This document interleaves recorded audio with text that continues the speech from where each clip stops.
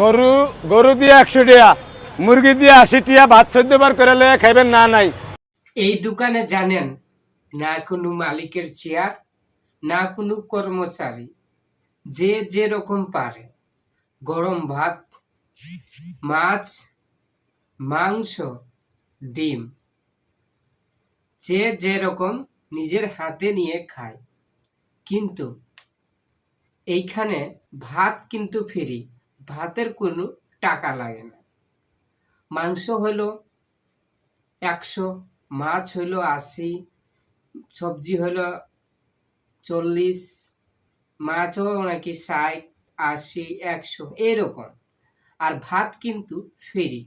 3 KG চাল থেকে শুরু করে এখন চাল প্রত্যেক দিন লাগে 30 থেকে 35 কেজি, বা কোনো দিন 40 কেজিও চলে যায়। প্রতি সময় তার দোকানে ভিড় জমে থাকে, মানে বুঝতেই তো পারছেন, মানে 40-45 কেজি চাল দিনের বেলায় শেষ হয়ে যায়। তার হাতের রান্না অনেক ভালো, অনেক মজা নাকি। অনেক দূর দূর থেকে তাকে ভিডিও করার জন্য, তার দোকানে খাওয়ার জন্য অনেক মানুষ আসছে, এবং বড়লোকও পর্যন্ত আসে তার দোকানে খেয়ে যাচ্ছে। এবং কেউ কি ভাত না থাকলেও অন্য দোকান থেকে ভাত আনে, তার দোকানে তরকারি দিয়ে ভাত খেছে।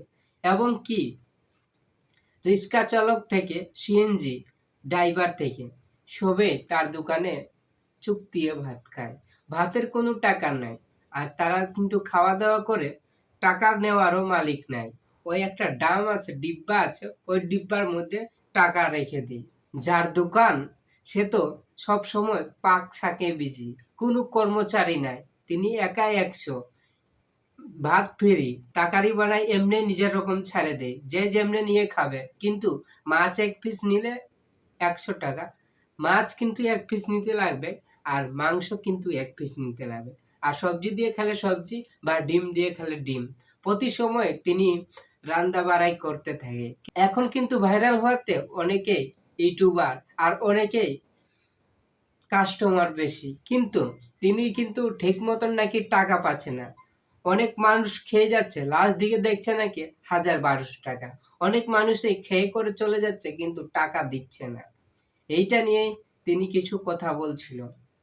দোকানের মালিক বলে, যে টাকা না দিবে ওটা নাকি ভগবান আল্লাহ বিচার করবে, আমাকে আর দেখতে লাগবে না।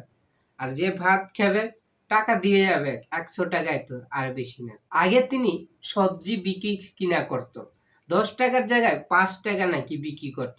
সবার আগে তার সবজি নাকি সেল হয়ে যেত।